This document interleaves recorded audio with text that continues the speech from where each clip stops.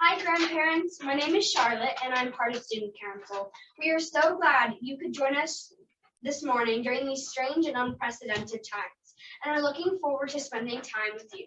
Please make yourselves comfortable at home as we welcome you virtually to our school. My name is Solon. We have a special morning planned for you.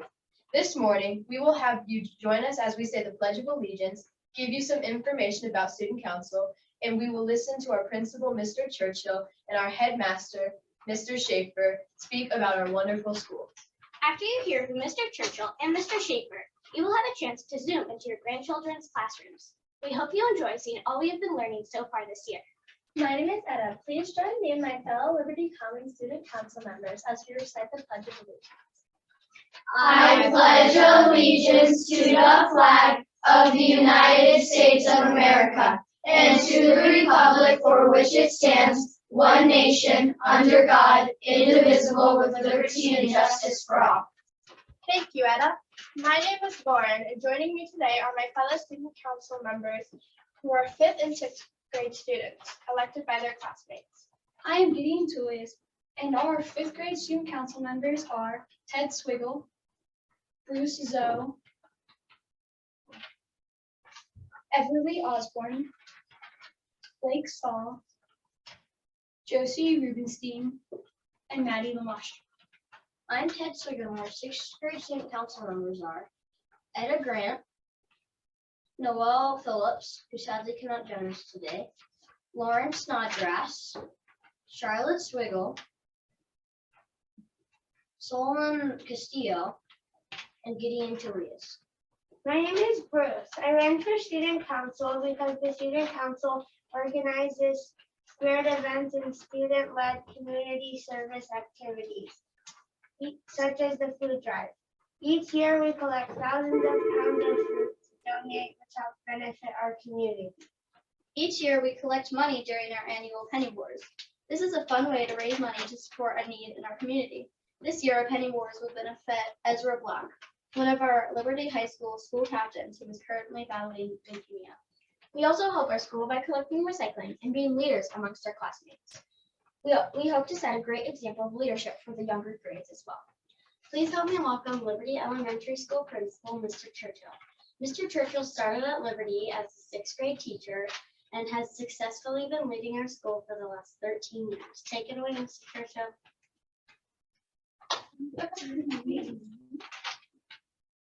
All right.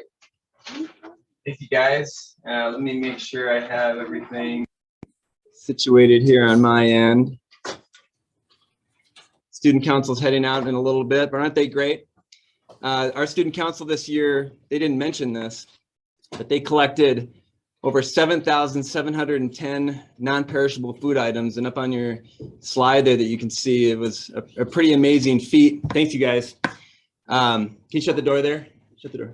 It was a pretty amazing feat, especially with a shortage in boxes. So they had to put, you can see in this left picture here, they just had to put non-perishable food items right on the trailer or in the vehicle to be hauled off.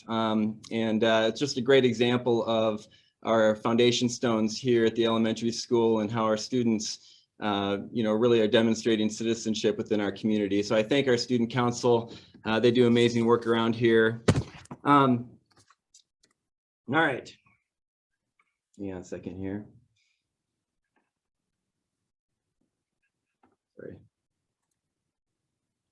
Got to go to the next slide. There we go. All right, my name is Casey Churchill. I am the principal here at the elementary school, and welcome, grandparents. We're so excited that you're here.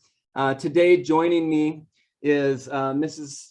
Sandy Stolzfus. She's the assistant principal. She is monitoring the chat box. If you have any questions, she'll be able to help you out today.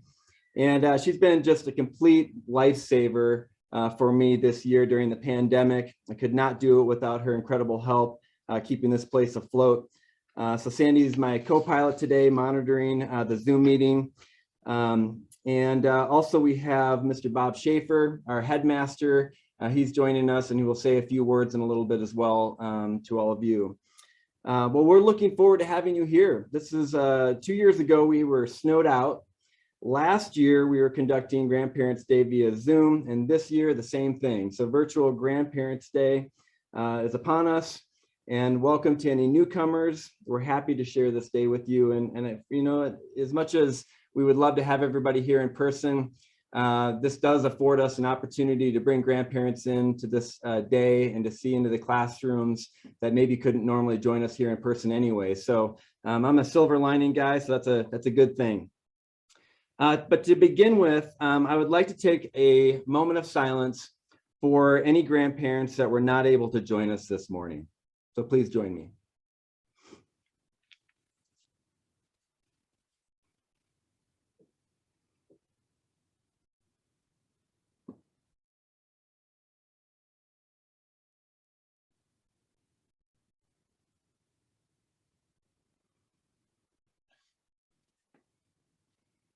All right, I'd also like to thank any veterans that are joining us today. We have 2 bulletin boards full of pictures of veterans in our school and our community that are displayed in the hallway. And here's a picture of them. During the Thanksgiving holiday, we're thankful for many things. We're especially thankful for the gift of freedom. So we thank you for those of you that have served our country. This is very meaningful to us as we are freedom fighters for education and parental choice in education. We believe parents have the highest authority to make the best decision for their children. No one can take that away from our parents. For those of you that are new to Liberty, Liberty is a charter school founded in 1997 by Dr. Randy and Ruth Ann Everett. This revolution in education was founded on the following principles. We believe that parental choice, parents should have a choice in their education. We believe that it's the right and responsibility of parents to direct the education and upbringing of their children. We believe in core curriculum of specific content taught. So we teach 100% of the core knowledge curriculum, giving students a broad domain vocabulary, helping them comprehend what they read. I'll come back to that a little bit later. We believe in a solid content-driven skill instruction. So skills taught in context of the content we teach. So when students are reading about Julius Caesar, they write about Julius Caesar. We believe in teaching the values of a democratic society. So solid character education program taught through literature, history. We teach this by modeling as parents and staff every day. No respect worksheets here. We want to show kids how to behave in our community. And then it's school-based managed. So we are somewhat autonomous from the Poudre school districts. As you can see on the screen, we are authorized, or our charter is authorized by Poudre School District. We operate at 15% less cost than the district. Our employees are at will, and we have pay for performance, and we can manage our site based on the needs of our family. So what is core knowledge? We say these are the 4 S's in the core knowledge curriculum. It's sequenced, it's solid, it's specific, and it's shared. So it's sequenced because it's a planned progression building on students' previous knowledge and eliminating excessive repetitions and gaps. So while other school districts will align what's taught around the Common Core state standards, it doesn't mean that people are going to be giving their students prerequisite knowledge to move on to the next grade level. At Liberty, we do. It's solid, so it's lasting, unchanging knowledge, such as important events in world history. So when we look at the core knowledge sequence that our teachers use to decide what to teach, it's very specific. So certain grade levels will say exactly what our students should know in order to have the prerequisite knowledge to move on to the next grade level. It's specific, so it's clearly defined knowledge at each grade level, grade level, ensuring fairness for all students. And I'll show you some slides here in just a little bit that really hit this home. And then it provides all students, regardless of background, with shared knowledge they need to be included in a nationally literate culture. So the idea is we need to pair both how to teach kids how to read, and they also need to know something about the world around them. So in 6th grade, the students learn about the sun, the birth and death of a star, and sunspots. So if a student didn't know anything about sunspots, they'd be able to read this cartoon and not really understand what the joke is, right? So Great, just great. Sunspots, always before a big date. In 5th grade, they learn about Don Quixote. So here's a cartoon with somebody at putt-putt. He would be a very hard person to play putt-putt with, right? So you need to know the story of Don Quixote to understand that. In 4th grade, our students learn about the medieval ages. So another kind of cute cartoon about the medieval ages. And then the last one I have up here is our 3rd graders study the Roman Empire. And so this would be like they're watching the trailer, right, for a movie. And again, our students are able to phonetically read, but they also know a little bit about the history so that they can understand what they're reading about. This year has been a little bit tricky for us. While we thought we would be starting with a fairly normal school year, we still had to have our kids in masks. We have had the polycarbonate desk shields out on our desks. We, just by nature of an elementary school, have our students cohorted, and the social distancing part, we do our best, but it's a little bit hard with elementary school students. But we are in person this year along with a lot of other schools, and it does have a little bit of a similar feel as last year. We are not doing any cameras within the classroom, and we do have to send kids home sometimes if they have been exposed to another student with COVID.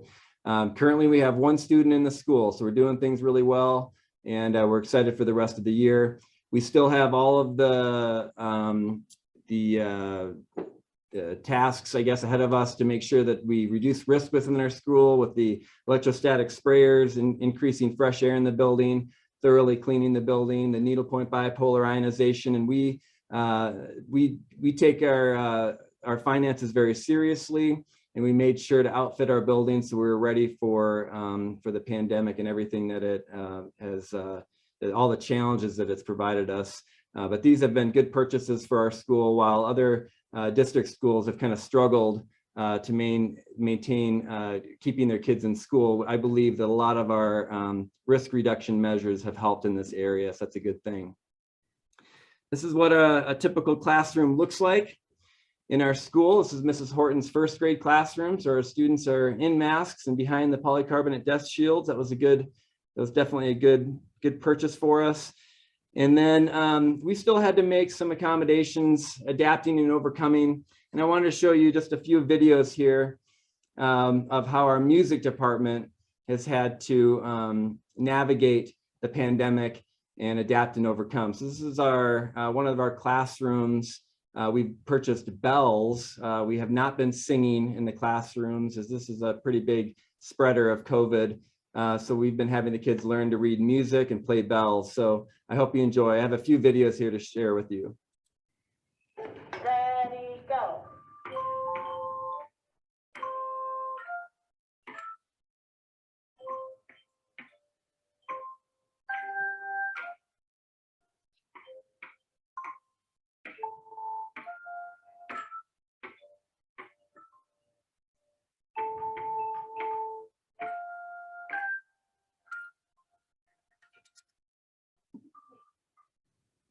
Ready.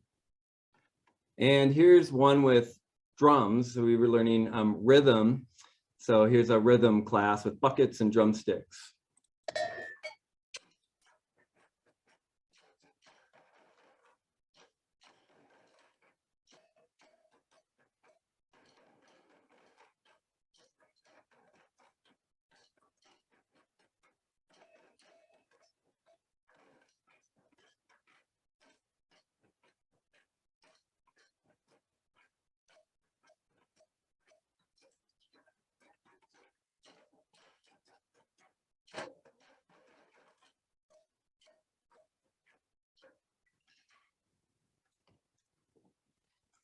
And here's another bell class.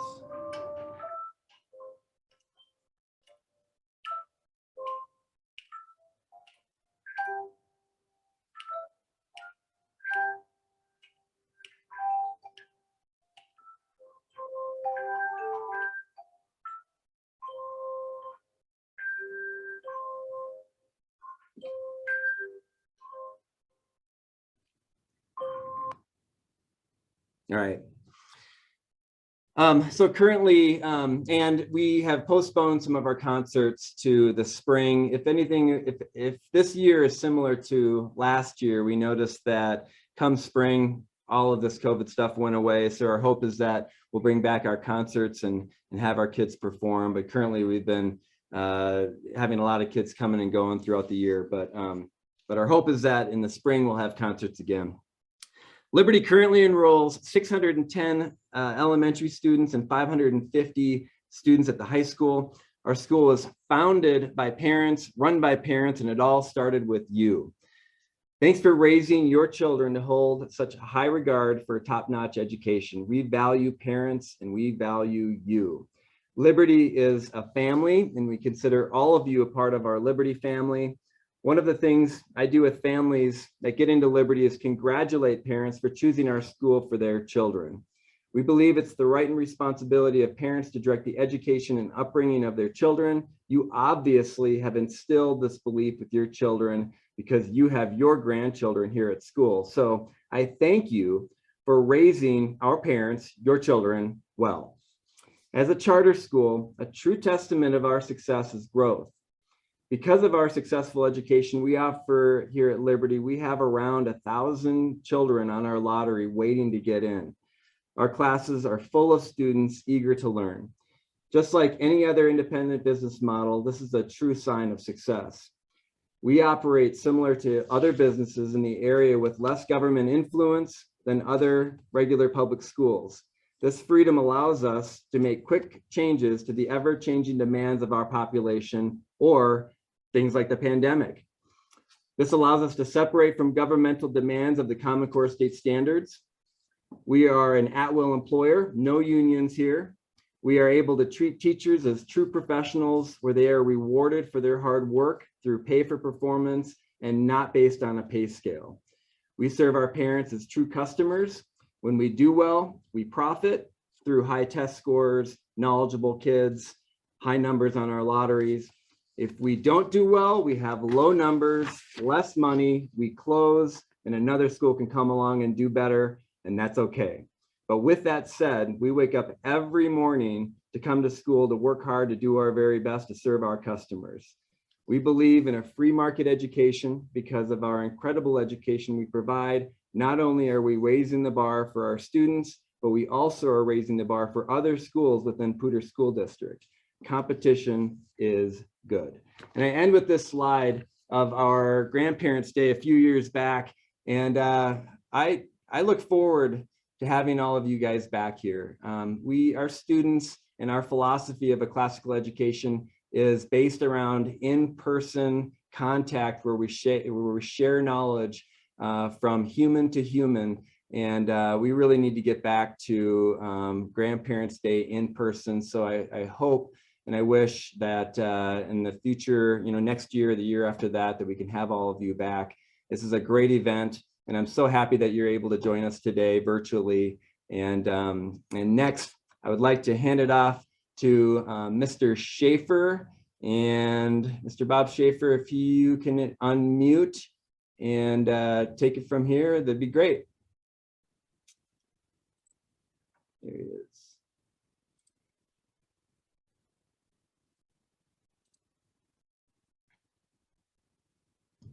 There you go. Okay, yeah. Casey had to allow me to unmute myself, which is not a bad idea around the school here as a standing practice. So I'm Bob Schaffer. I'm the headmaster of the school. I've been associated with the school from the beginning. My family was among the founding families of the school. I had some other things going on in life back in those days, and so I was.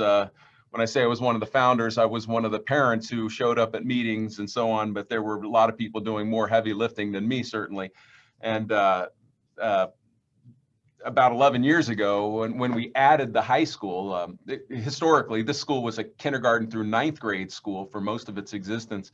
And 11 years ago, we added the high school. And so that's when our board asked me to manage that project of just acquiring a facility and staffing it out and doing some of the planning and getting us into a second building. And so I signed up to do that. And after a year of achieving that project, the board asked me if I'd stay on as the principal of the high school. So, that's junior high and high school that we moved to that second building. So 7th through 12th is at the other facility, and we'll have Grandparents' Day this afternoon there as well. Some of you will participate in that too. So grades 7 through 12 are in a facility that's about a mile away from us, and then they asked me to stay on and be the principal there, and a few years after that, ended up being the headmaster, supervising both schools. So I oversee Casey and Torgan Lovely, the principal at the high school, and it's a spectacular team. And so that's where I wanted to start off with in terms of education and what our goals and objectives are, and why Grandparents' Day is an important tradition in the school. It's because we regard grandparents as essential leaders in the team. And Casey mentioned the high regard we have for family. And that's something we see not only here in the school, but when you sit back and consider the status of education throughout the country, how American school children compare and compete against children of other nations. Family is the great advantage. Having active and engaged, well, parents first, and then grandparents, gives children just layers of not just an advantage, but an enormous advantage. So to the extent that you are all engaged in today's gathering, hopefully other Grandparents' Day celebrations where we're in person again, to the extent you're involved in gatherings like these, that's a tremendous statement.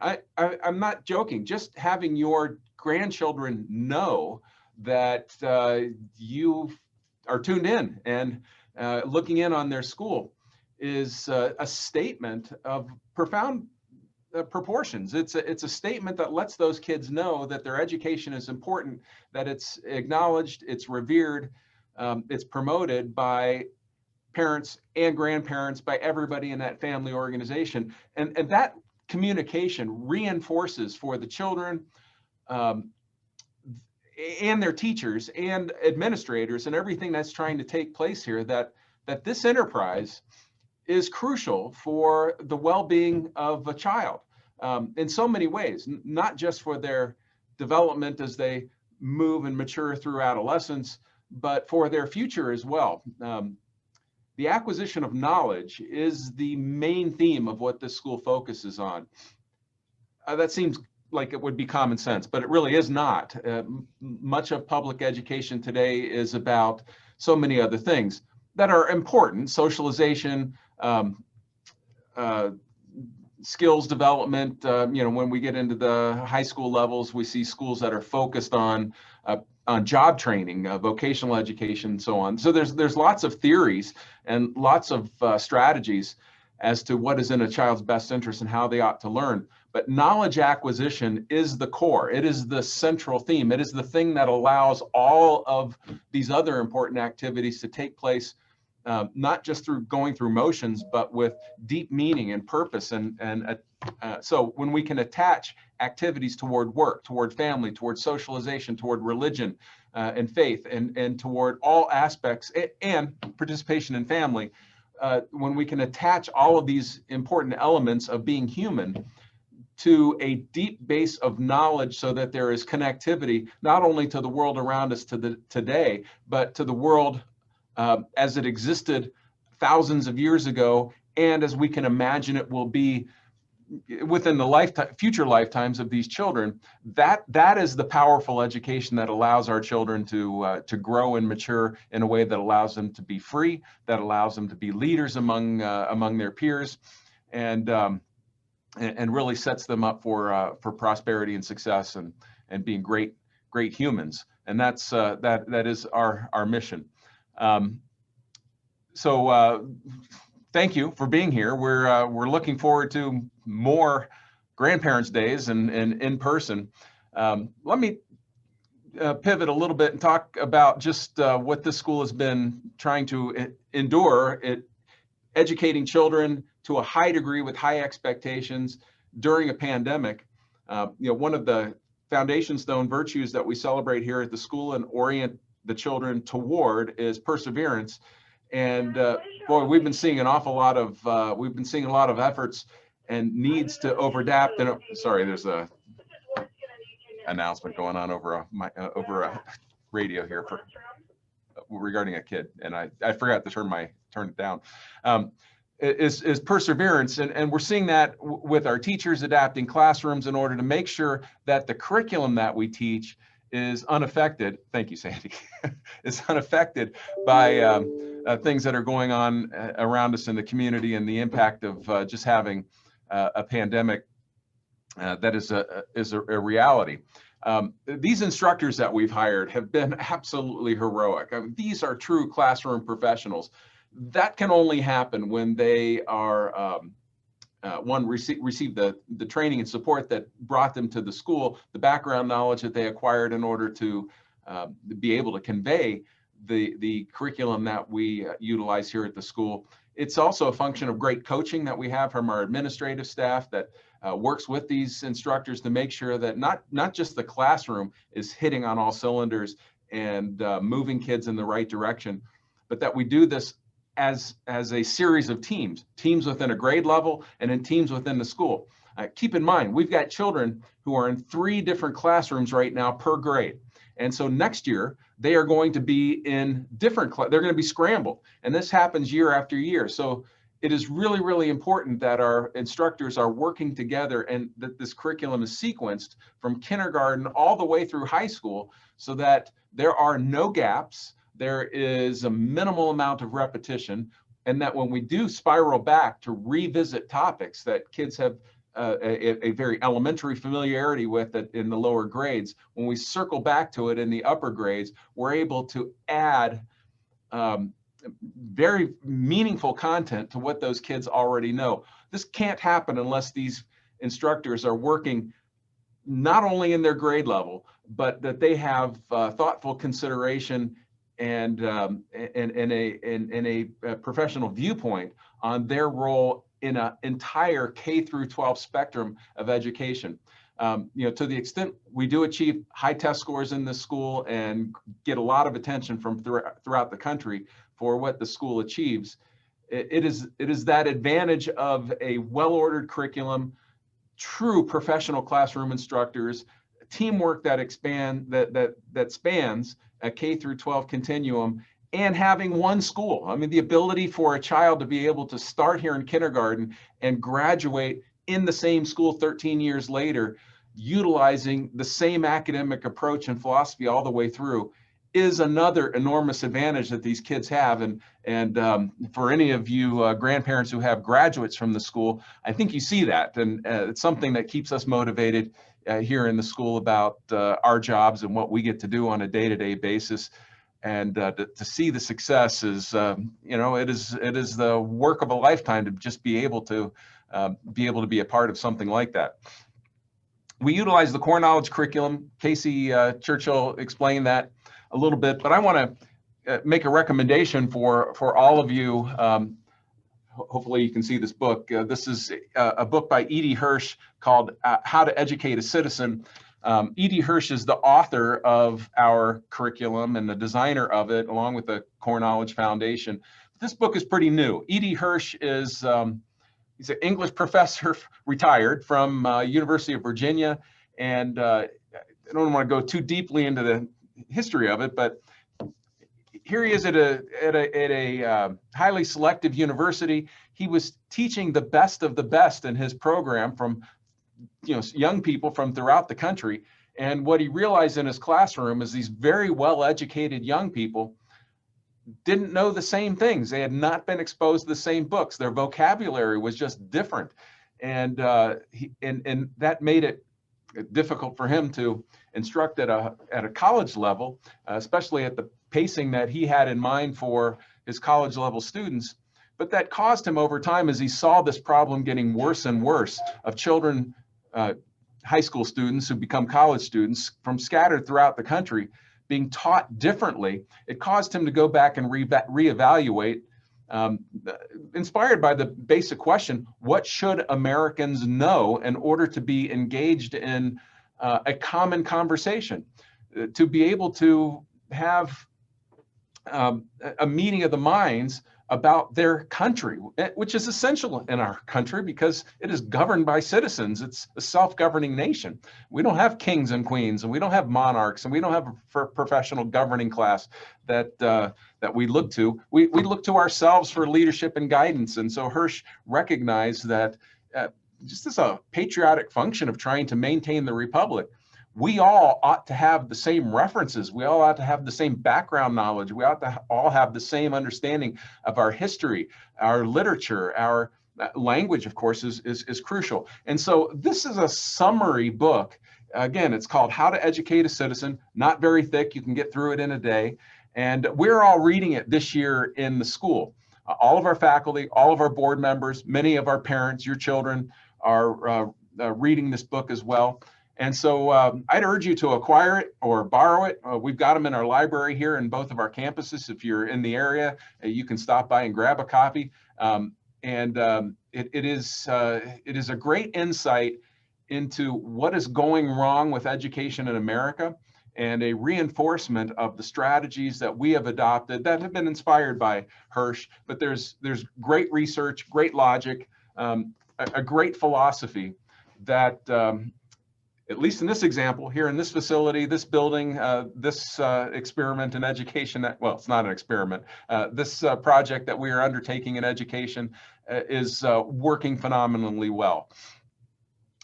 So that'll would just help you, if you have an interest in it, to be on message and to better understand the philosophy of the school and to participate in it also. The pandemic, let me mention that as well, because the impacts that it is having on children throughout the country is not something we're immune from. I think we're seeing problems in public education as public schools have a difficulty adapting to a pandemic environment. We've overcome a great many of them, but we still have, we're still competing with isolation, with the abuse of, in the attempt to try to deliver education electronically, young students are spending more and more time engaged in screens and screen engagement, and that we know from research that is not good for a developing brain. And then there's the socialization aspect as well. Kids are meant to play and be active and to be engaging with one another. I mean, we try to suggest that they need to keep social distance and so on, but out on the playground, when these kids are climbing all over each other, they're at some point it just becomes ridiculous. Kids need to be children, and they need that socialization. And on the other hand, there are certain risks involved when that's done in a way that is not, at least a little bit of care is not applied to the scenario. But kids need to be kids, as the saying goes, and they're missing out on a lot of that. We see that we're trying to battle and overcome that here at the school as well. And this is an area where I suggest you as grandparents play. You've always played a crucial role. Grandparents have. I'm a grandparent too, by the way. My kids are in 2 other states. Grandkids are, and we play a crucial role, whether you're here in the neighborhood or whether you're like me and you're grandparenting from a distance. We've got to elevate our game when it comes to engaging with our children and being intruders. Inserting ourselves in the idle time that our grandchildren have. We need to be asking them what they learn at school and reinforcing the lessons if we have some knowledge about that. Reading a little bit so that we can assist and help our grandchildren at this crucial time in their lives. I really wanted to convey this message today because of something I saw several months ago. And Casey, can you put that screen up? My wife and I went out and had brunch after Mass, after church one Sunday, and I looked across the restaurant, and here's what I saw. This is a two grandparents taking their grandchild out to lunch, and I felt guilty because I pulled my iPhone out and I acted like a stalker. One of my daughters got really angry at me for this, but I wanted to share this as an example. The grandparents bring the, what is he, 4 or 5 years old maybe? And there they are with this time together, having brunch in a public restaurant, and they put this device in front of the little boy. And the whole time during lunch, there he is doing just what you see. He was watching a cartoon while the grandparents are having this conversation. And I thought to myself, what a missed opportunity that is taking place here. And I just want to make sure that as we have this discussion today, that you and I are never allow ourselves to allow this scenario to occur. I feel sorry for that scenario. I mean, the upside is there he is spending time and he's there with his grandparents. So that's a good thing, I suppose. But plopping a screen in front of a child and letting them learn passively in such a way and engage that way is not only is it a missed opportunity, what we know from brain science is, well, just to shorthand it here, this turns young brains into mush. It is the equivalent of an addictive drug for children as they mature and as their brains are mapped and wired to how they acquire information, how memory sticks in the frontal cortex, and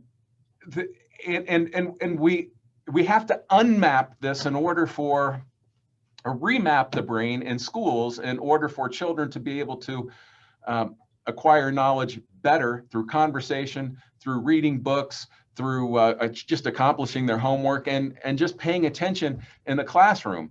So I want to suggest that technology is a wonderful thing. I mean, here we are adapting to pandemic reality through the use of technology and screens, but these screens can be abused and misused just as easily. Look, I FaceTime my grandkids, and during those conversations, I'm active and engaged in asking them questions about what they're learning at school. But if we just abandon them to education and socialization through screens without direction, we're going to lose a generation, and I fear that we're doing that throughout the country. Well, you're about to head into see your students' classrooms firsthand, and you're going to see a generation that we are rescuing here. This is a kind of an island or an oasis in public education land, and it's your grandchildren are in the right place, and I'm so thankful that they're here. It's a blessing that that we and our faculty get to spend the time that we do with them and watch them grow and mature. And once again, I just want to thank you for engaging in your child's school, and take it from here in terms of your leadership in your family, for your own children, and your support of these grandkids. They're precious, they're important, they're gifts from God, and we need to rally around them. It's really hard right now, and we all need to do this together. So, so thank you, everyone, and enjoy the rest of Grandparents' Day. Thank you, Mr. Schaffer. All right, so we have sent home, hopefully you'd received a invitation from your classroom teachers, one, maybe several of them within our school. And so at 9:40, which is upon us now, we invite you to go to the individual classrooms. And up on the screen here, I have just kind of the steps that you have already taken to get to this point.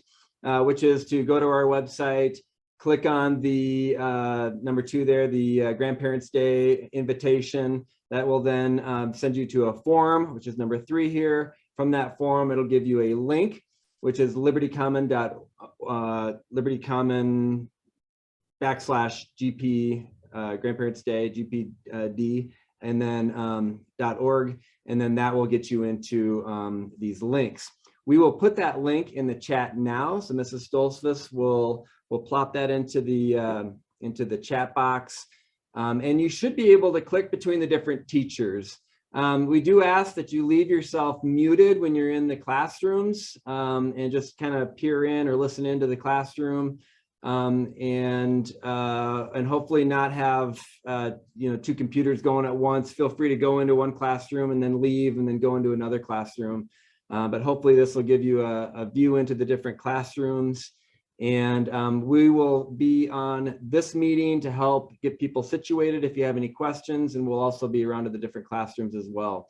But thank you for joining us today. We wish you all a happy Thanksgiving and have a wonderful holiday. Thank you for joining us, and we hope you enjoy getting into the different classrooms virtually. So thank you so much. Have a great rest of your week. Thanks for joining us.